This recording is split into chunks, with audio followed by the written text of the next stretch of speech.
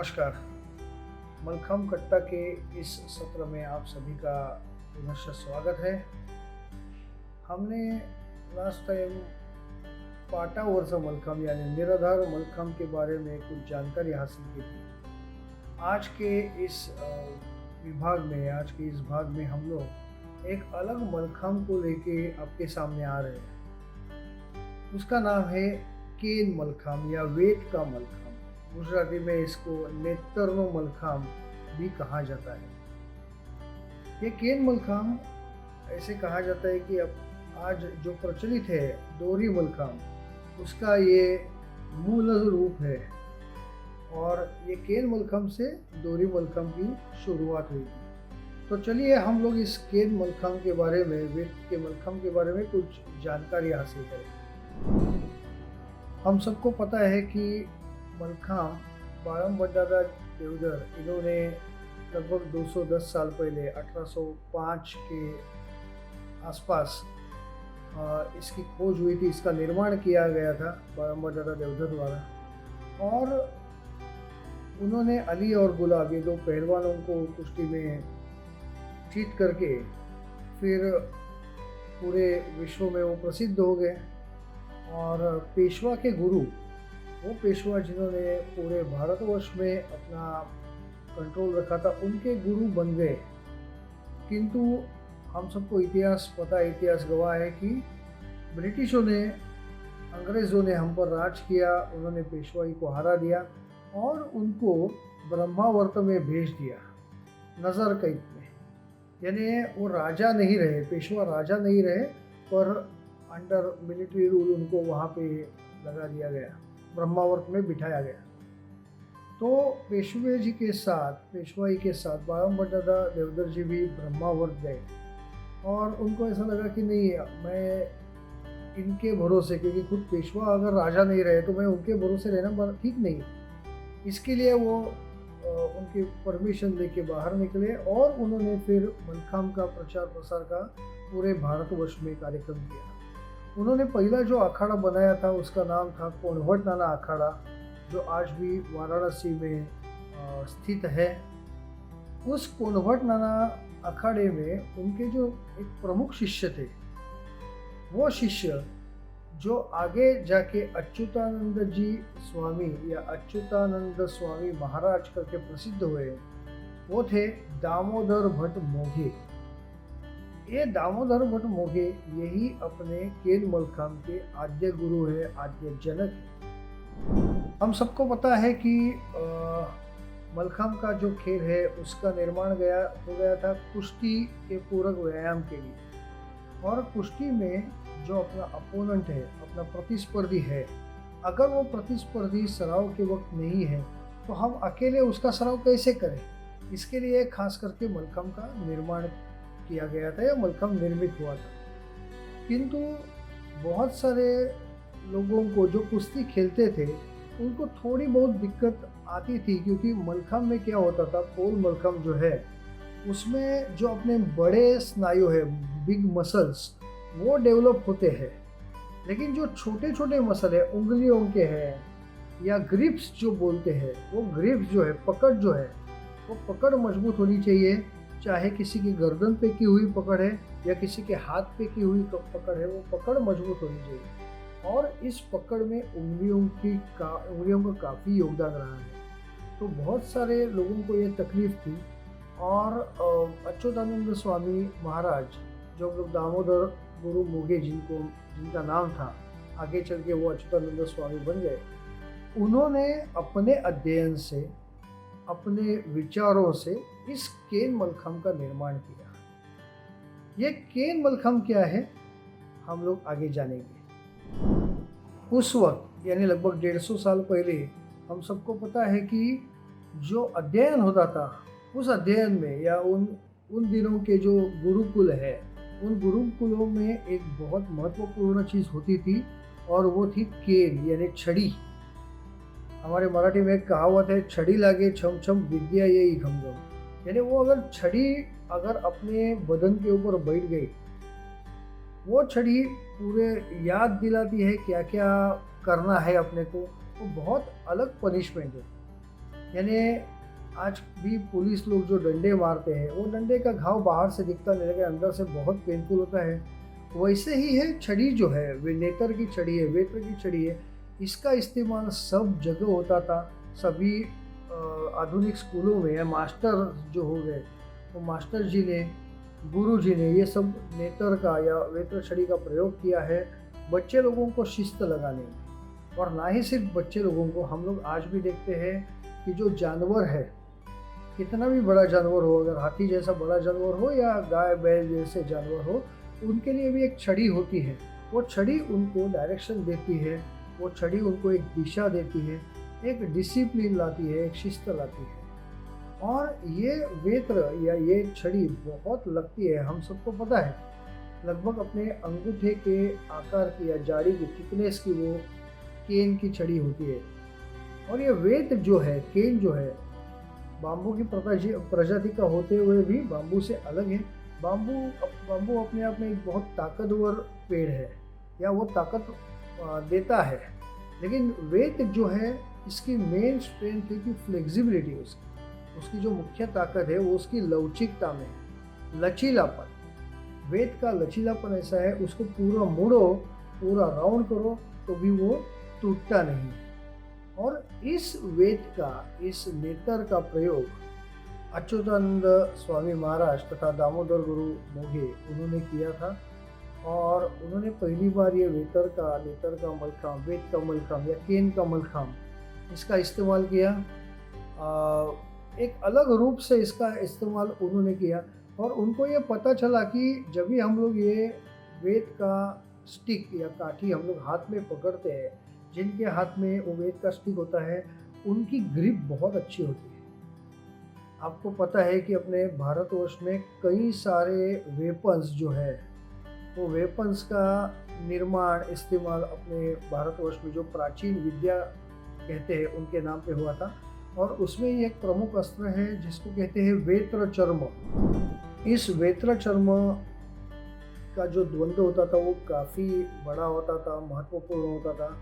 और आज बहुत ही कम, ना के बराबर लोग इस वेत्र चर्म के बारे में जानते हैं।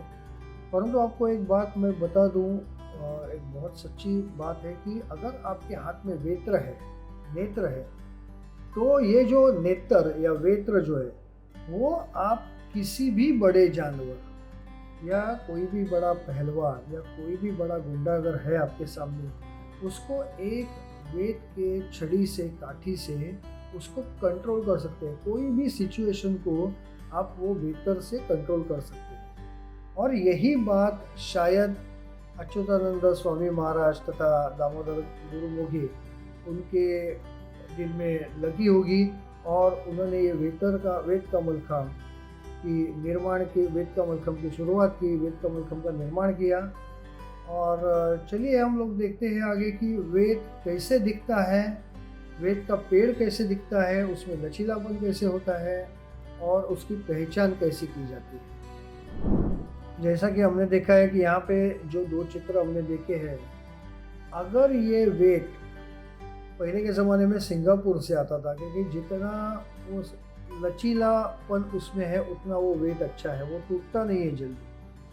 और इसीलिए जो पानी में निकला हुआ वेट है, पानी सन्निध है, या पानी से जो वेट उगा है, पानी से जो निकला है, आजू बाजू में पूरे पानी है, वो वेट काफ़ी अच्छा रहता है अपने मलखाम के लिए, क्योंकि वो जल्दी टूटता नहीं है, उसमें एक बहुत अच्छा लचीलापन होता है।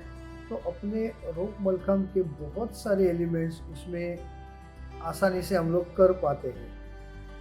मुझे याद है कि हम लोग जो बचपन में वेत्र का मलखम हमने सीखा था, तो अगर हमें वेत्र का मलखम करना है तो उसके 2 दिन पहले उस वेत्र को पानी में भिगोना पड़ता था। लगभग 1.5-2 दिन वो वेत्र को, जिसको राउंड करके रखा है, आप देखेंगे, उसको पानी में भिगो के रखना पड़ता था ताकि वो ज़्यादा लचीला होगा और अपने बदन को कम लगेगा। तो ऐसे ये वेत्र का प्रिपरेशन करना पड़ता था। उसके ऊपर के हिस्से में, क्योंकि ये वेत्र तो सीधा लकड़ी है, उसको बांधेंगे कैसे? तो उसको बांधने के लिए, उसके अंदर हुक डालने के लिए एक अलग आकार का उसको एक नॉट गांठ एक दी जाती थी, गांठ बिठाई जाती थी। और हमने देखा है कि बाम्बू का जो काम करते हैं वो क्या करते हैं, उस बाम्बू को या वेद को थोड़ा सा गर्म करके मोड़ देते हैं। उसी प्रकार इस नेत्र को भी हल्का सा गर्म करके मोड़ के उसका ऊपरी हिस्सा जिससे हम लोग वेद को टंगा सकते हैं वो बनाया जाता था। अभी इस वेद को कितना ऊंचाई पे लटकाएंगे, क्योंकि आज अगर हम लोग रोप मलखम्ब देखेंगे तो उसकी जो ऊंचाई है, लंबाई है, वो लगभग 5.5-6 मीटर की होती है। और इतना बड़ा वेद ये मिलता नहीं है, पॉसिबल नहीं होता है अखंड वेद मिलना। तो पहले ऐसा था उस वक्त बालम दादा जी के ज़माने में या अच्युतानंद जी के ज़माने में, जिन्होंने इस वेद मलखम्ब का निर्माण किया है, उस वक्त लगभग 10 से 12 फीट का यानी 3 से 4 मीटर का ही वेद मिलता था। और उसी की सहायता से ये वेद का मलखम्ब किया जाता था। हम लोग ये चित्र आगे देखेंगे कि उस वक्त के ये व्यायाम ज्ञान कोश खंड के अंदर या रेसलिंग केन एंड रेसलिंग नाम की एक बहुत अच्छी किताब है, उसके अंदर के ये आपको पिक्चर्स दिखाए जा रहे हैं। इसमें आप देख रहे हैं कि एक आदमी के ऊंचाई जितना ही उस नेत्र को, वेद को हैंग किया जाता है। लगभग 5.5-6 फीट या ज़्यादा से ज़्यादा 8 या 9 फीट तक ही उसको हैंग किया जाता था, क्योंकि वो राउंड है, वो राउंड रहता था, वो सीधा नहीं रहता था। यानी अगर आप 8 फीट पे उस नेत्र को हैंग करेंगे तो उसका जो फ्री एंड है, दूसरा छोरा जो है, जो खाली है, वो हवा में लटक जाएगा, वो ऊपर चला जाएगा। उसी हिसाब से उसको आदमी के ऊंचाई के हिसाब से लगभग 6, 6.5 या 7 फीट तक उसको लटकाया जाता था, अटकाया जाता था, और उसके ऊपर अलग अलग व्यायाम प्रकार किए जाते थे। तो ये जो फोटोग्राफ आप देखेंगे उसमें ये ध्यान में रखो, ये जो वेट है, वेट और रोप में काफ़ी अंतर है। रोप बिल्कुल सीधा रहता है, लेकिन वेट को एक लचीलापन है, वो स्प्रिंग जैसा कॉइल्ड रहता है। वो लचीलापन होने के साथ वो कड़क है, मजबूत है, वो लगता भी ज़्यादा है और अखंड मिलता नहीं है। ये आदमी ने बनाया हुआ नहीं है, नेचुरल चीज़ है, इसके लिए वो अखंड मिलना काफ़ी मुश्किल है। अगर आप ये आकृति देखें, इसमें आपको दिख रहा है कि उस वेद को काट के दिखाया गया है कि अंदर से वो कैसा है। बाम्बू हम लोगों को पता है अंदर से पूरा खोखला होता है, तो वेद अंदर से जितना मजबूत हो, उसका जड़ जितना अच्छा हो, उसके ऊपर एक अंदर अंदर डॉट्स होते हैं। वो डॉट्स जितने नज़दीक हो या भरी हो, उतना वेद ज़्यादा अच्छा कहा जाता है। मलखम्ब की शुरुआत तो हम लोग आसानी से करते हैं, क्योंकि वो बहुत सॉफ्ट है, लगता नहीं है, हम लोग उसको आसानी से चढ़ सकते हैं, क्रॉस कर सकते हैं। अभी का जो रूप मलखम्ब है वो और भी सॉफ्ट हुआ है। पहले तो पूरा ट्विस्टेड रोप था, वो भी लगता था, और वो ट्विस्टेड रोप के पहले का ये वेद का मलखम्ब जो है वो काफ़ी लगता था हाथ को, और हाथ को लगता था, यानी मैंने आपको कहा था कि जख्म नहीं होता है, बाहर से कुछ दिखता नहीं है, लेकिन हड्डियों तक वो दर्द मालूम पड़ता था, अंदर तक वो दर्द मालूम पड़ता था। अगर आपने वेद का मलखम्ब आज किया तो कम से कम 3 या 4 दिन आपको मालूम पड़ता था दिन रात कि आपने वेद का मलखम्ब किया है। लेकिन इससे आपकी ग्रिप्स बहुत मजबूत हो जाती थी। तो ग्रिप्स के लिए ये जो मलखम्ब है, तो ग्रिप्स से हम लोग शुरुआत उसकी करनी चाहिए। तो ये जो चित्र आपके सामने दिख रहा है, उसमें हम लोग देख रहे हैं कि ये मलखम्ब पकड़ते वक्त, वेद पकड़ते वक्त, जैसे यहाँ पे पेंसिल है, मैं आपको दिखा दूंगा, ऐसे पकड़ना नहीं है। हम लोग रोप ऐसे पकड़ते हैं, पाम में पकड़ते हैं। हम लोगों को पकड़ना है उंगली के अंदर। इस रोप को उंगली में पकड़ना है, और उंगली में पकड़ने के बाद उसको अंगूठे से दबाना है। ये एक सही तरीका होता है रोप को पकड़ने का। अगर हम लोग ऐसे खुले रखेंगे तो वो स्लिप हो जाएगा। वो वेद इतना स्मूथ है कि उसमें स्लिप होने के चांस काफ़ी ज़्यादा है। अपनी उंगलियों के ग्रिप के ऊपर ही वो वेद की ताकत है, या वेद जुड़ रहा है अपने शरीर से, इतना ध्यान में रखना है। तो ये आकृति बहुत इंपॉर्टेंट है। अगर किसको वेद का मलखम्ब की शुरुआत करनी है, ये बहुत इंपॉर्टेंट डायग्राम है कि उसको उंगलियों के बीच से पकड़ के, फिर उसको मरोड़ के, फिर अपना अंगूठा उसके ऊपर अगर तान देंगे तो ये ग्रिप आपकी कभी भी निकलेगी नहीं। ये जो दूसरा चित्र आप देख रहे हैं उसमें हम लोग देख रहे हैं कि जो परफॉर्मर है केन मलखम्ब या वेट मलखम्ब का जो परफॉर्मर है जो कर रहा है वेट मलखम्ब के ऊपर, वो ज़मीन के ऊपर बैठ के पद्मासन में बैठ के वेट को पकड़ के ऊपर चढ़ रहा है। ऐसे नीचे बैठ के क्यों करना है? क्योंकि मैंने आपको बताया था कि सिर्फ 6, 6.5 या 7 फीट ही ऊंचाई है, हम लोग ऊपर जा ही नहीं सकते ज़्यादा, लेकिन स्ट्रेंथ तो आनी चाहिए। इसके लिए जितना नीचे से हम लोग चालू करेंगे चढ़ना, उतने हम लोग उतना टाइम चढ़ सकते हैं, उतना एक्सरसाइज अपना होगा।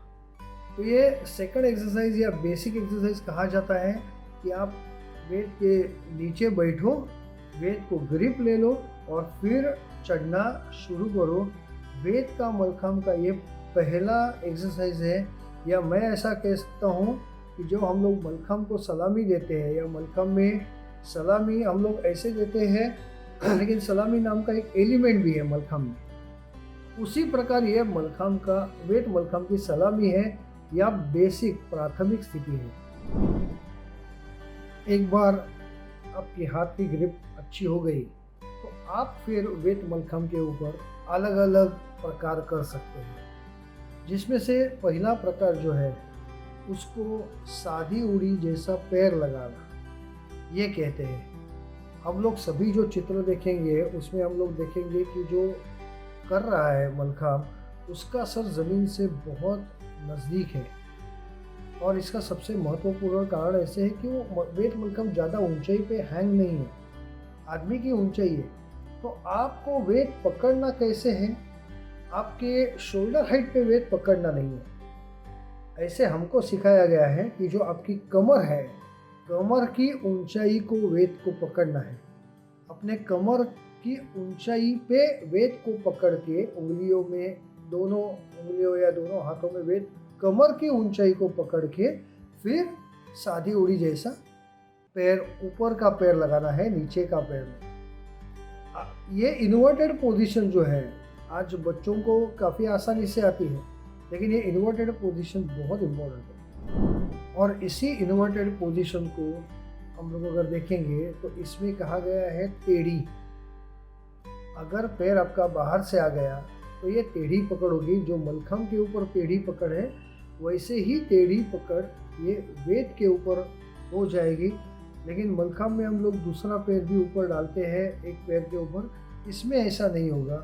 इसमें एक पैर के ऊपर ही शरीर अपना लटका रहेगा, लेकिन हाथ को छोड़ना नहीं। हाथ और पैर के सहायता से ये टेढ़ी पकड़ हो जाएगी। और अगर आपको धीरे धीरे ये टेढ़ी पकड़ में मास्टरी आ गई, अगर आपका सराव अच्छा हुआ, तो धीरे से आप क्या कर सकते हैं, हम लोग ये दूसरा चित्र देख रहे हैं, उसमें ये जो टेढ़ी पकड़ है वो अपने थाई के ऊपर, यानी अपने जांघ के ऊपर जहाँ पे गई है वहाँ पे दूसरे पैर से उसने वेट को दबा दिया है ताकि फिसले ना। ये वेट जो है वो एक पैर और थाई के बीच में पूरा दबा दिया है। ये दबने से आप फिर आसानी से उल्टे लटक सकते हैं। आपको हाथ छोड़ के आप उल्टे आसानी से लटक सकते हैं, और आप शीर्षासन अगर करना है या और कुछ करना है तो वो कर सकते हैं। तो ये बहुत इम्पोर्टेंट है। वेट का मैं आपको बेस बता रहा हूँ। वेट मलखम्ब का, वेट मलखम्ब आसान नहीं है दोस्तों। सच्ची ये वेट मलखम्ब यानी तपश्चर्या है, ध्यान में रखो। जिसको मलखम्ब के और फायदों के बारे में जानना है, सीखना है, उनके लिए तो ये वेट मलखम्ब जैसी चीज़ नहीं है। वेट मलखम्ब अपने आप को बहुत अच्छा डिसिप्लिन लाता है, अपने आप में बहुत सुधार लाता है। तो आप वेट मलखम्ब करने के बाद ये सब पता आपको चलेगा कि ये कितना दिखने में काफ़ी आसान है और करने में काफ़ी मुश्किल है। एक बार आपको टेढ़ी आ गई, एक बार सादी पकड़ की उल्टी स्थिति आ गई, तो आप आसानी से सादी पकड़ कर सकते हैं। आप आसानी से सादी पकड़ में अलग अलग वैरायटीज़ कर सकते हैं। दूसरी बात आपको मैं बताऊं कि हमने पहले देखा वेट को पकड़ना, उसको कहाँ से पकड़ के ऊपर का पैर लगाना है, और फिर अलग अलग उसी स्थिति में आसन। अभी हम लोग एक अलग प्रकार देखने वाले हैं, उसका नाम है कटी पकड़। कटी यानी कंबर। हमने पहले देखा था कि कंबर के लेवल पे, हिप के लेवल पे मलखम को एक बाजू पकड़ना है और फिर सादी उड़ी करनी। तो ये जो कटी पकड़ है, आप यहाँ पे देख रहे हैं कि वेट को कैसे मोड़ा गया है अपने शरीर के पीछे बाजू से वेट को कैसे मुड़ के उसको दबा के रखना है, वो जॉइंट को पकड़ के रखना है हाथ से और फिर सादी उड़ी करनी। ध्यान में रखो दोस्तों कि ये जो वेट है, वो वेट का जो ऊपर का सरफेस है, ऊपर का हिस्सा है, वो काफ़ी स्मूथ होता है। आप आसानी से उसमें ग्रिप नहीं लगा सकते। तो इसीलिए हम लोग जो रोप मलखम में करते हैं, हम लोग मैग्नीशियम पाउडर, कार्बोनेट पाउडर वापरते हैं। लेकिन उस ज़माने में मैग्नीशियम कार्बोनेट पाउडर नहीं होती थी। जब भी जिम्नास्टिक्स या वर्ल्ड का एथलेटिक्स और इवेंट्स आ गए, वेट लिफ्टिंग जैसे इवेंट्स आ गए, जिसमें ये मैग्नीशियम कार्बोनेट का यूज़ ज़्यादा हुआ ग्रिप के लिए, वही यूज़ हमने मलखम के लिए किया है।